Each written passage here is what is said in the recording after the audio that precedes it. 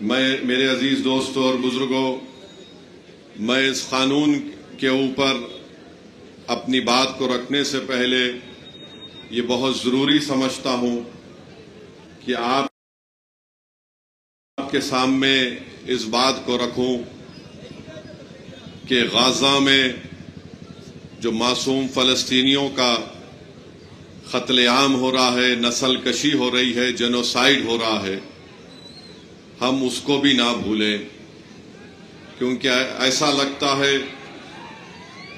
کہ پوری مسلم دنیا اور جو مسلم ممالک کے ذمہ داران ہیں وہ خاموشی بنائے بیٹھے ہیں، مگر آج ہم دیکھتے ہیں کہ وہ بہادر فلسطینی جو پچھلے 70 سال سے بیت المقدس اور مسجد اقصی کو بچانے کے لیے اپنی جدوجہد کر رہے ہیں، اور ایک سال کے اندر 60,000 سے زیادہ فلسطینیوں کا قتل اسرائیل کی بنیامین نتنیاہو کی ظالم حکومت نے ان پر حملہ کر کے قریب 60,000 فلسطینیوں کی جانیں لی۔ 2 لاکھ فلسطینی غزہ میں لاپتہ ہیں، مسنگ ہیں، یا تو وہ کسی بلڈنگ کے ملبے میں پھنسے ہوئے ہیں یا پھر کسی بلڈنگ کے ملبے میں پھنسے ہوئے ہیں، اور ان کی لاشیں ان کے خاندان کو نہیں ملتی ہے۔ آپ کو جان کر تکلیف ہوگی کہ ورلڈ ہیلتھ آرگنائزیشن نے کہا کہ غزہ میں ایسے 10,000 فلسطینیوں کو فوری وہاں سے نکالنا چاہیے تاکہ ان کو ایسے اسپتال میں ان کا طبی علاج کیا جا سکے، کیونکہ ان کو بہت گہرے زخم لگے ہیں اسرائیل کی بمباری اور اسرائیلی فوجوں کے حملوں کی وجہ سے۔ یہ WHO کی رپورٹ ہے کہ 10,000 فلسطینیوں کو فوراً نکال کر دوسرے اسپتالوں میں منتقل کرنا چاہیے۔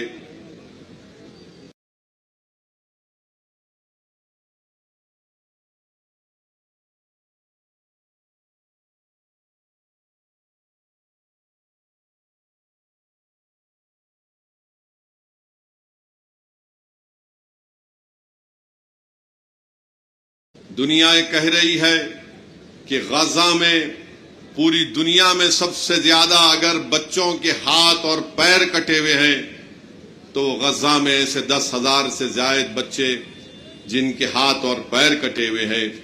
میرے عزیز دوستوں اور بزرگوں، ہم یہ بھی دیکھتے ہیں کہ امریکہ اور اسرائیل کی طرف سے ایک غزہ ہیومینیٹیرین فاؤنڈیشن بنایا گیا جو غزہ میں اسرائیل ظالم نتنیاہو کی حکومت نے حملہ کیا تو 12 لاکھ لوگوں کے گھر توڑ دیے گئے بمباری سے، کی تعداد میں لوگ بھوکے ہیں۔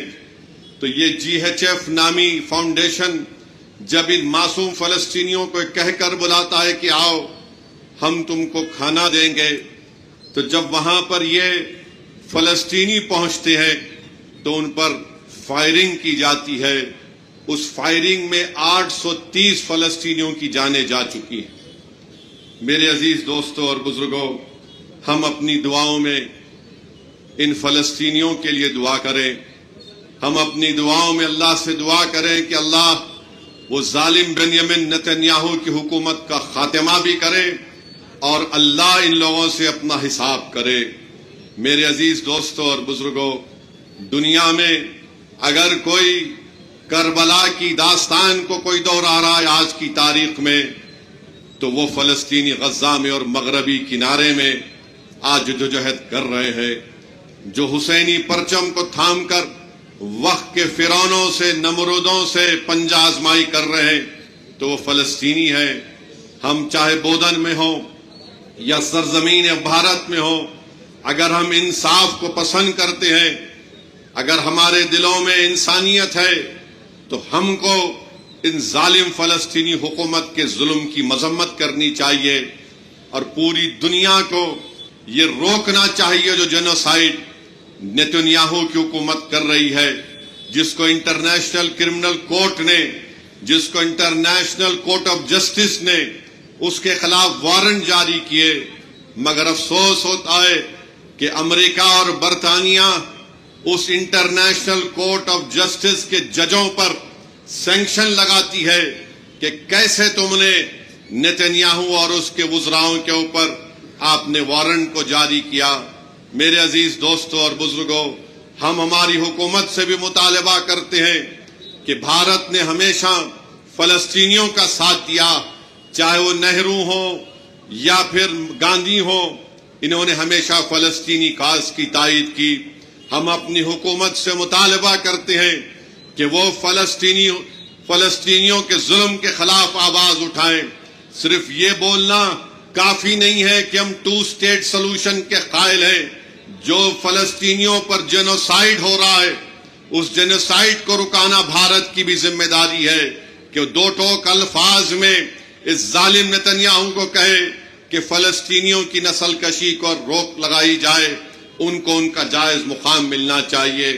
دوسری بات میرے عزیز دوستوں اور بزرگوں، وہ ہے بہار میں جو الیکشن کمیشن کی جانب سے انٹینسو ریویژن کے نام پر جو ووٹر لسٹ اب بنائی جا رہی ہے، میں تلنگانہ کے آپ تمام لوگوں سے، خاص طور سے بھارت کے غریبوں سے، چاہے وہ کسی مذہب سے ان کا تعلق ہو، خاص طور سے مسلمانوں سے، دلتوں سے، آدیواسیوں سے یہ کہہ رہا ہوں کہ آپ تیار ہو جائیے۔ اگر تلنگانہ ہو یا ویسٹ بنگال ہو یا تامل ناڈو ہو یا بھارت میں پورے ریاستوں میں اس طرح کا انٹینسو ریویژن کروایا جائے گا، تو میری آپ لوگوں سے اپیل ہے کہ آپ لوگ اپنا ایک ایک کا برتھ سرٹیفکیٹ بنائیے۔ ہاں، جو ہمارے بزرگوں کی عمر 70 سال کے اوپر ہے، ان کا برتھ سرٹیفکیٹ اگر ہے تو بہت اچھا ہے، اگر نہیں ہے تو آپ ان کا پاسپورٹ بنائیے۔ آپ برتھ سرٹیفکیٹ اپنا بنائیے، اور اگر 10th کلاس کی مارک شیٹ ہے تو اس کو تیار رکھیے۔ اگر کاسٹ سرٹیفکیٹ ہے اس کو تیار رکھیے، اگر نہیں ہے تو بنوائیے۔ پاسپورٹ نہیں ہے تو بنوائیے، برتھ سرٹیفکیٹ نہیں ہے تو بنوائیے۔ اگر کوئی ریٹائرڈ پینشنر ہے تو جو پینشن کا آرڈر ملتا اس کو اٹھا کر رکھیے۔ اگر آپ کو 2 BHK کا سرٹیفکیٹ ملتا ہے کہ آپ کو 2 BHK دیا گیا، اس کو اٹھا کر حفاظت سے رکھیے۔ اگر زمین گورنمنٹ نے آپ کو الاٹ کی تو اس کو اٹھا کر رکھیے۔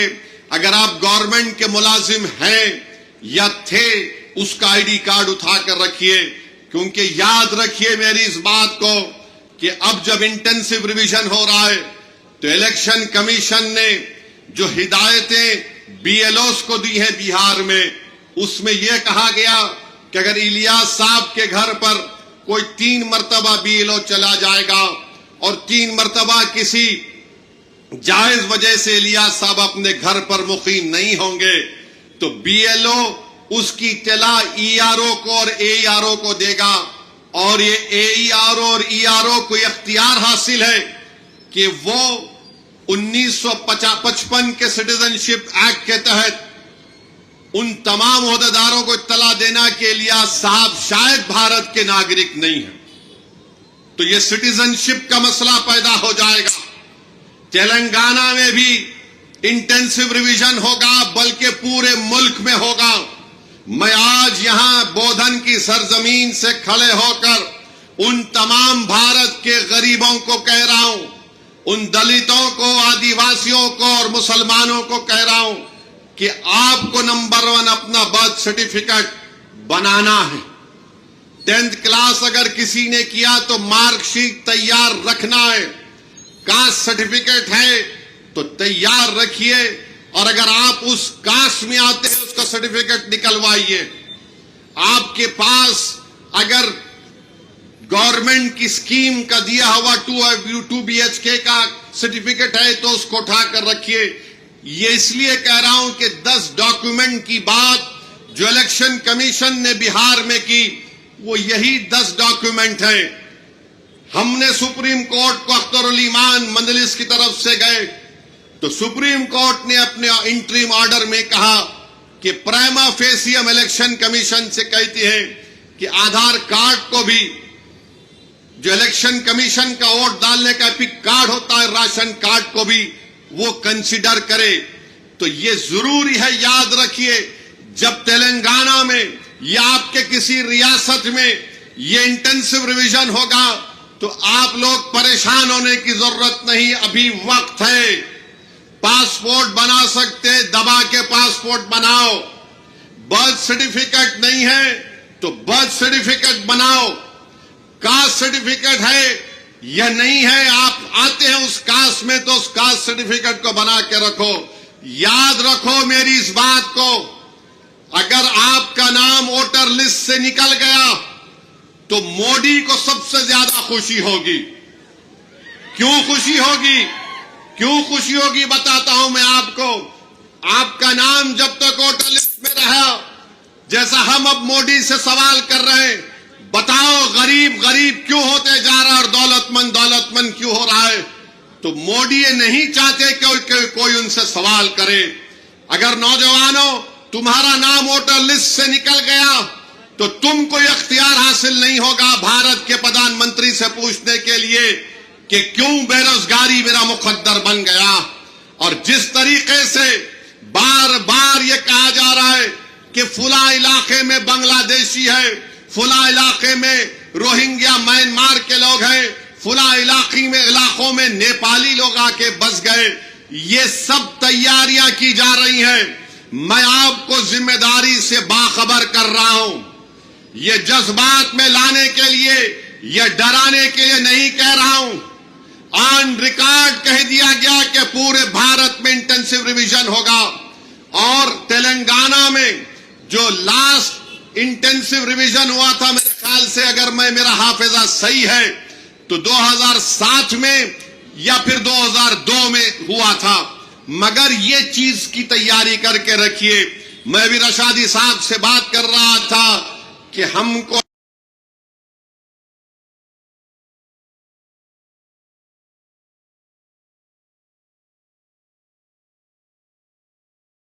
قریب میں تلنگانہ میں آپ لوگوں کو باخبر کریے. یہ سازشیں کی جا رہی ہیں. کل تمہارا نام ووٹر لسٹ سے نکل گیا تو ووٹ ڈالنا تو دور کی بات, کوئی آ کر تم سے کہے گا کہ اپنی شہریت ثابت کرو, فوراً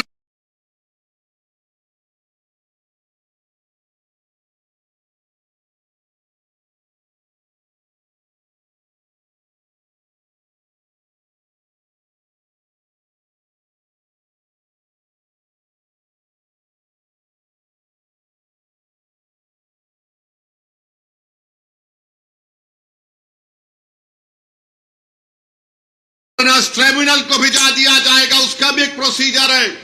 پہلے ایس پی بارڈر کو بولا جائے گا, ایس پی بارڈر لیٹر لکھے گا منسٹری ہوم افیئرس کو, وہاں پر 3 آفیسر کی دستخط کے بعد آپ کا مقدمہ چلے گا. یعنی آپ اپنے روزگار سے محروم. سب سے زیادہ بڑی چیز یہ ہے کہ آپ اپنی عزت سے محروم ہو جائیں گے. لوگ آپ کو انگلی اٹھا کر بولیں گے اس کا نام ووٹر لسٹ سے نکل گیا, یہ بھارت کا شہری نہیں ہے. اسی لیے آپ یاد رکھو, ابھی سے میں نے جو بات کہی اس پر عمل کرنے کی کوشش کریے. میرے دشمن مجھ سے بہت چاہنے والے ہیں, مگر اس کی پرواہ مت کرو. میں تم کو باخبر کر رہا ہوں, میں آپ کو باخبر کر رہا ہوں. وہ طوفان آنے سے پہلے ہم کو تیاری کر لینا چاہیے. سازش کرنے والے کی سازش میں اس کو ناکام کرنے کے لیے ہم کو آج سے تیاری کرنا پڑے گا. جو لوگ ہمارے ملک میں, جس کو ہمارے بزرگوں نے اپنے خون پسینے سے انگریزوں کی غلامی سے آزاد کروایا, بے شرمی کی حد ہے کہ تم آج ہم سے کہہ رہے ہو کہ بتاؤ تم بھارت کے شہری ہو یا نہیں ہو. ارے اگر ہم سے پوچھنے والوں, جاؤ انڈمان کی اس کالا پانی کی جیل سے جا کر پوچھو. اگر اللہ اس جیل کے دیواروں کو, اینٹوں کو زبان دے گا تو پکار پکار کر کہیں گے کہ یہاں پر وہ مجاہدین قید تھے جنہوں نے انگریزوں سے سمجھوتا نہیں کیا, جنہوں نے انگریزوں کو معافی نامہ لکھ کر نہیں دیا اور اپنی جانوں کو قربان کر دیا.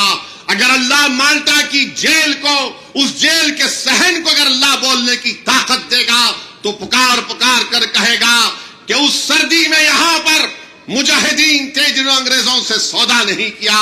اگر اللہ مراد آباد کے اس زمین کو اللہ حکم دے گا تو مراد آباد کی زمین پکار کر کہے گی کہ وہ یہ سرزمین ہے جہاں پر علامہ کافی نے نعت شریف پڑھ کر پھانسی کا پھندا اپنے گلے میں ڈال دیا مگر انگریزوں سے سمجھوتا نہیں کیا۔ آج تم ان سے، ان کے وارثین سے پوچھ رہے ہو کہ کاغذ دکھاؤ، یقیناً ہم پوری تیاری کریں گے۔ ارے جو ملک کا وزیر اعظم اپنی ڈگری عوام کو نہیں دکھاتا وہ بہار کے غریبوں سے کہہ رہا ہے کہ اپنا برتھ سرٹیفکیٹ دکھاؤ، اپنا برتھ سرٹیفکیٹ دکھاؤ۔ میں اپنی ڈگری دکھانے کو تیار ہوں، کیونکہ اس کے بعد کوئی بولیں گے آپ دکھاتے کیا؟ میں ڈگری دکھانے کو تیار ہوں۔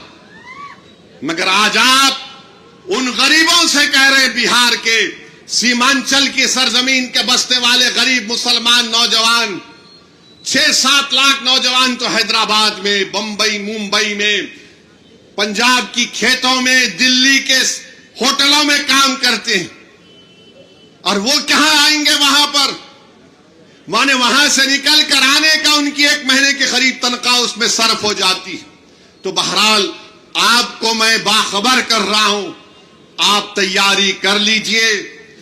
ہو سکتا ہے کہ میری تقریر کے بعد بی جے پی کی طرف سے یا کوئی اور طرف سے بولیں گے انہوں خواہ ڈرا رہے، ڈرا نہیں رہا ہوں۔ یہ الیکشن کمیشن کے ویب سائٹ پر ان کے جتنے نوٹیفیکیشن ہیں وہ آپ پڑھ لیجئے، کیونکہ اختر الایمان ہمارے بہار کے صدر نے خود سپریم کورٹ میں کیس ڈالا ہے۔ ہم نے اپنے پیٹیشن میں ان تمام باتوں کو کہا ہے جو میں نے آپ کے سامنے کہہ رہا ہوں، تو اس لیے میرے کو کہنا تھا کہ آپ اس پر غور کریے۔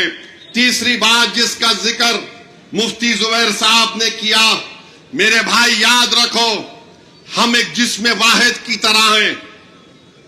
اگر ہمارے جسم میں کسی ایک جگہ تکلیف ہوتی تو ایمان یہ پکار کر کہہ رہا ہے کہ تم مومن اسی وقت ہو جب تم کسی کی تکلیف کو اپنے سینوں میں محسوس کرو گے۔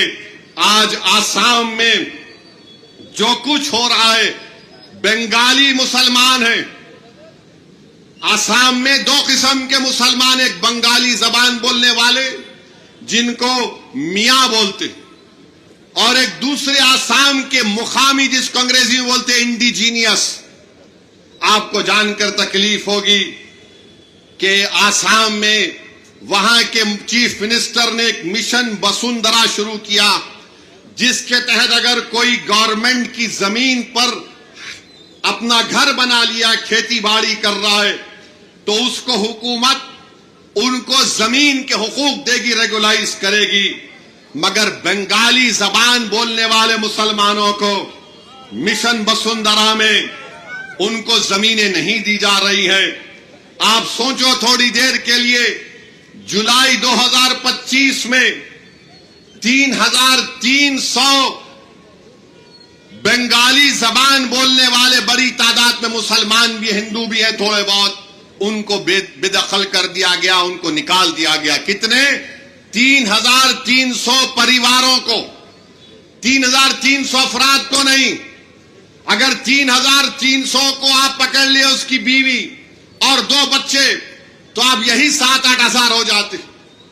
ایک مہینہ بھی نہ ختم ہونے آ رہا ہے، قریب 7000 لوگ بے گھر ہو گئے، ڈبری میں، لکھیم پور میں، نلباری میں، گولپارا میں، اور جو گورنمنٹ لینڈ پر گھر بنا لیے، فارسٹ لینڈ پر گھر بنا لیے۔ صرف ڈبری میں 1400 خاندانوں کو ان کو ہٹا دیا گیا۔ کیوں؟ کیونکہ وہاں کے مکھیہ منتری کہہ رہے میں تھرمل پلانٹ بناؤں گا، ایک بڑے سرمایہ دار کو بلا کر کہہ رہے اور پاور پلانٹ بنا رہے، اور 1400 لوگوں کو بے گھر کر دیا گیا۔ پھر جولائی 12 کو آسام کے مکھیہ منتری نے بیان دیا کہ یہ کون بنگالی مسلمان زبان بولنے والے مسلمان ہیں جو 200-300 کلومیٹر دور جا کر اپنے گھر بار کو بساتے ہیں، یہ سازش ہے کہہ رہے ہیں وہ۔ کہہ رہے سازش ہے ہم کو اقلیت بنانے کے لیے. کیا کوئی چیف منسٹر اس طرح کی بات کرے گا جو بابا صاحب امبیڈکر کے سمویدھان پر حلف لیا اوت لیا اور پھر 11 جولائی کو چیف منسٹر نے کہا کہ ہم 25,000 ایکڑ کو صاف کر چکے ہیں, 25,000 ایکڑ کو. اور پھر 12 سپٹمبر 2024 کو پولیس فائرنگ میں جبیر علی حیدر علی کی موت ہو گئی. اب میرے کو معلوم ہے کہ میرے اس تقریر کے بعد, کیونکہ ہم لیلا ہیں, ہمارے پورے مجنو ہمارے پیچھے کل سے پیچھے پڑ جائیں گے, مگر سنو میری بات کو. آسام کی اکنامک سروے کی رپورٹ ہے اسمبلی کی 2016-17 میں, جس رپورٹ کو آسام کی اسمبلی میں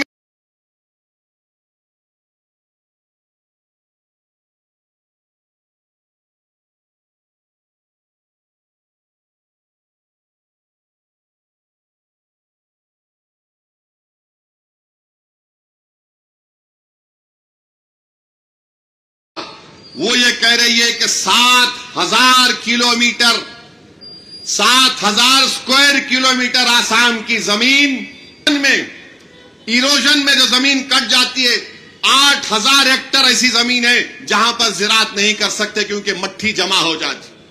اور آسام میں کیا ہوتا, سیلاب آیا تو لوگ یہ زمین کٹ گئی, ایک 10 گاؤں چلے گئے تو کشتی میں اپنا سامان رکھا, دوسری جگہ پر جا کر اپنی جھوپڑی لگا لی. بتاؤ یہ کون سی حکومت ہے جو جھوپڑیوں کو اکھاڑ کر غریبوں کو بے گھر کر رہی ہے؟ کیسا بھارت وکست بھارت بنے گا؟ میرا بھی خواب ہے کہ بھارت 2047 تک وکست بھارت بنے, مگر کیسا وکست بھارت بنے گا جب ہم غریبوں کو صرف غریبی کے نام پر گھروں سے نکال رہے آسام میں. اور کیا یہ بات سچ نہیں ہے کہ 9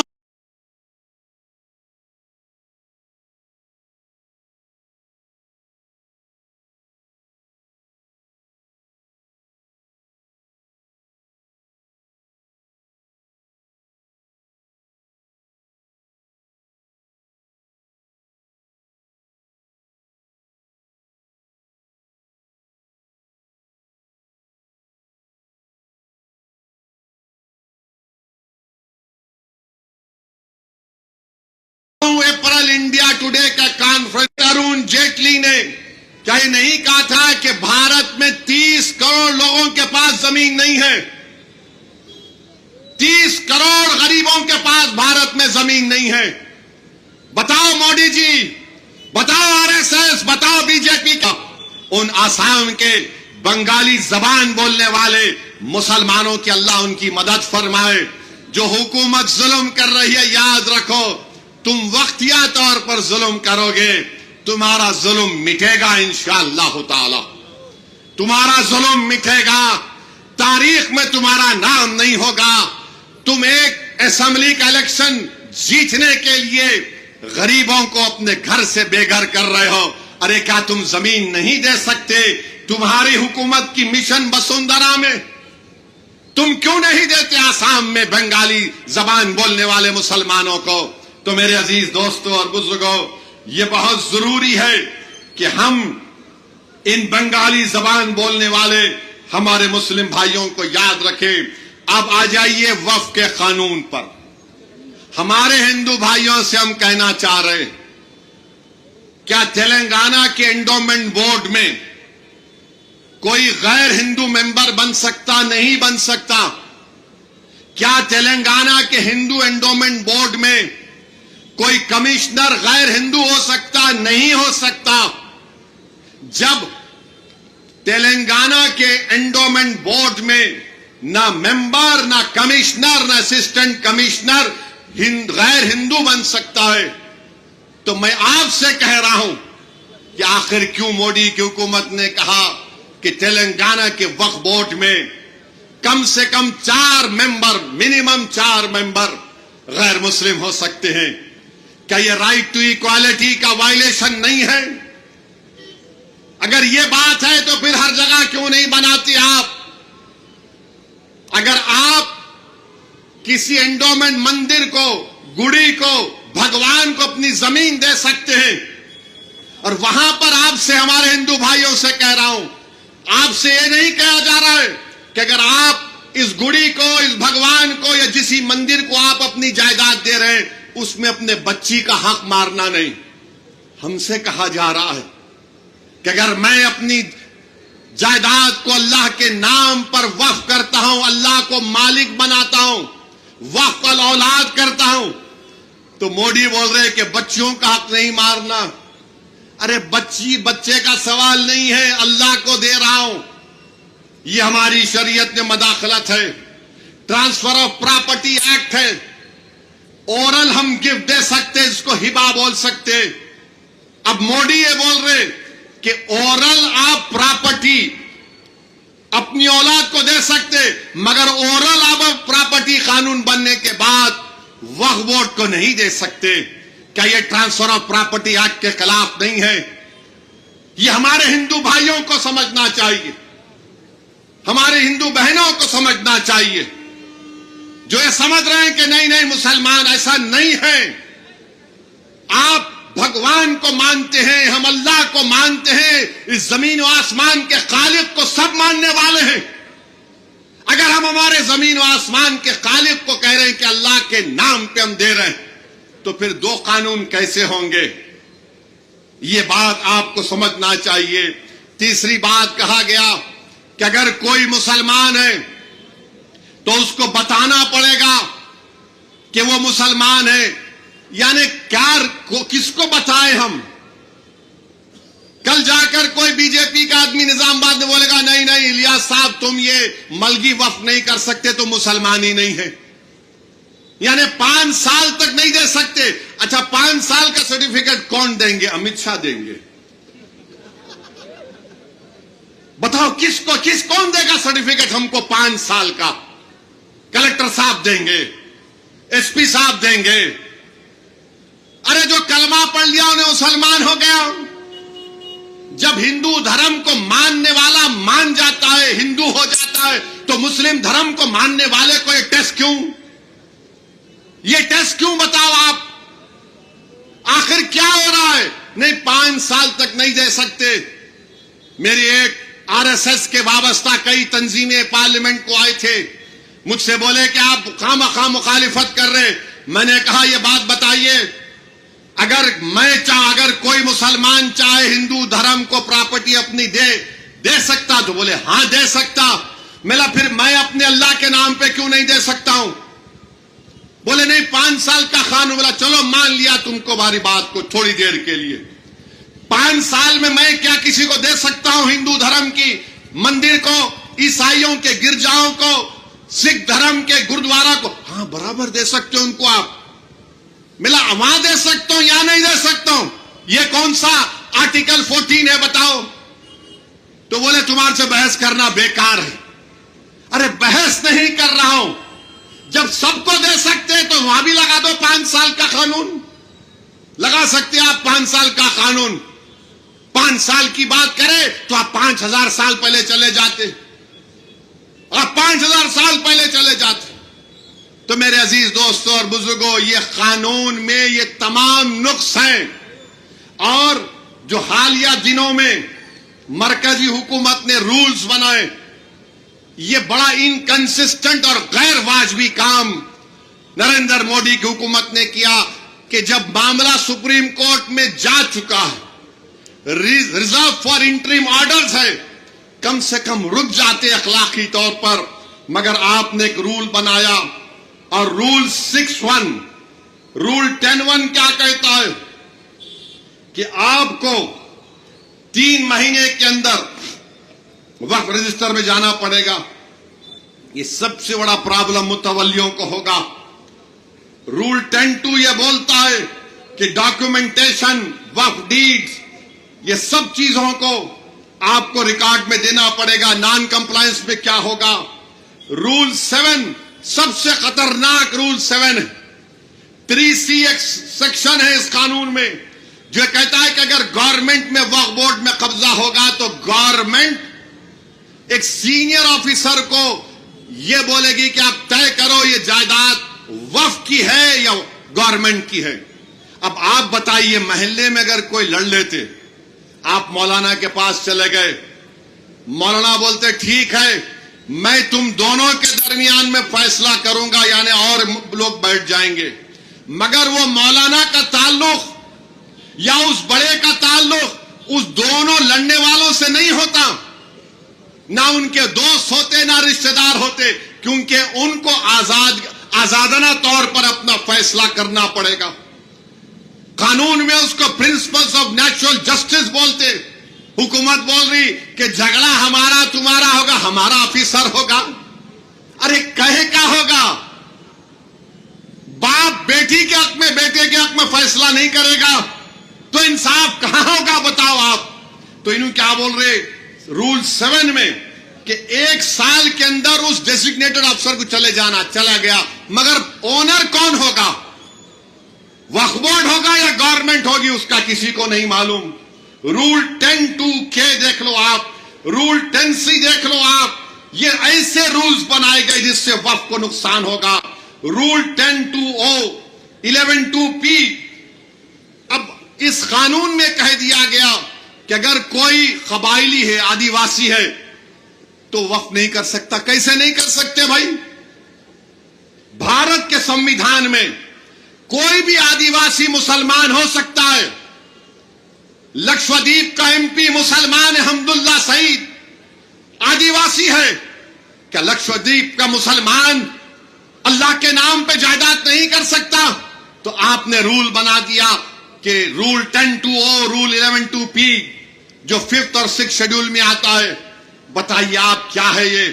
پھر رول 6(1) ریٹروسپیکٹو, یعنی پہلے کیا ہوا تھا. یعنی یہ سب ایسے رولز بنائے جا رہے ہیں جس سے وقف بورڈ کا نقصان کرانا چاہتے ہیں. اسی لیے ہم کو اپنے احتجاج کو کامیاب کرنا ہے. اور یاد رکھیے BJP RSS کے پاس ایک لسٹ ہے جو کہتے ہیں کہ تاریخ کے کسی وقت میں مسجد نہیں تھی. یہ کون طے کرے گا اس طرح کا کالا قانون بننے کے بعد؟